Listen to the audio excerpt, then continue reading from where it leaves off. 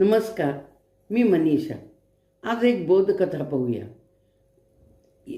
एक राजा शिकार करून आपल्या राजवाड्यावर परत आला आणि त्याला आपल्या राजवाड्याच्या प्रवेशद्वारावर 2 गरुडाची पिल्लं बसलेली दिसली.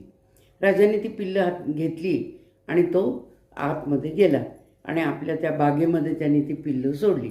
तशी ती पिल्लं त्या झाडावर जाऊन बसली आणि आपल्या कर्मचाऱ्यांना सांगितलं त्याला काय दाणापाणी असेल ते द्या. तर 1, 2, 3 दिवस झाले.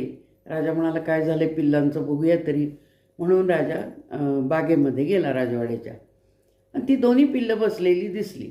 त्यातल्या एका पिल्लाला त्यांनी आपल्या हातामध्ये घेतलं आणि त्याला असं गोंजारलं वगैरे. त्या सरशी त्या पिल्लाला ते जरा खाणंपिणं मिळालं होतं, त्यामुळं ते स्फूर्ती त्याला आली ते एकदम आकाशामध्ये झेप घेऊन उडून गेलं. राजाला आनंद झाला आणि त्याने ते दुसऱ्या पिल्लाला पण आपल्या हातामध्ये घेतलं. पण ते पिल्लू काही उडून गेलं नाही, पुन्हा त्या तिथंच जाऊन फांदीवर बसलं. तर ते राजाला काही फारसं आवडलं नाही की त्याने आता ही गरुड झेप घेतली पाहिजे, उडून गेलं पाहिजे.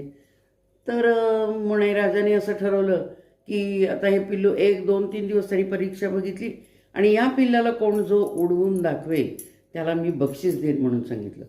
गावातले लोक आली, त्यांनी प्रयत्न केला पण ते पिल्लू काही उडून जाईना, तिथंच त्या फांदीवर बसून राहायला लागलं. ही गोष्ट एका पोराला कळाली, गुराख्याच्या पोराला.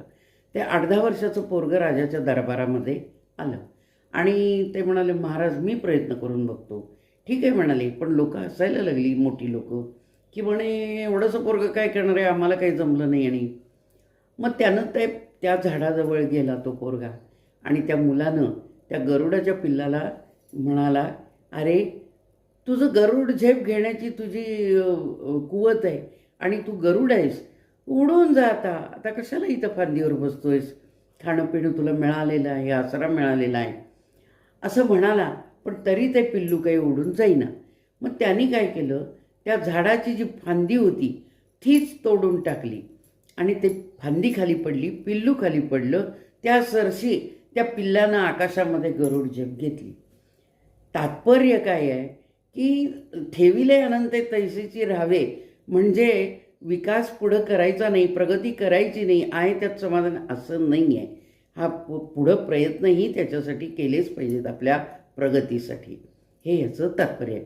माझ्या चॅनलला सबस्क्राईब करा. आपण सबस्क्राईब करता मला तेवढी स्फूर्ती येते आणि कॉमेंट्स द्या. धन्यवाद. जय श्रीराम.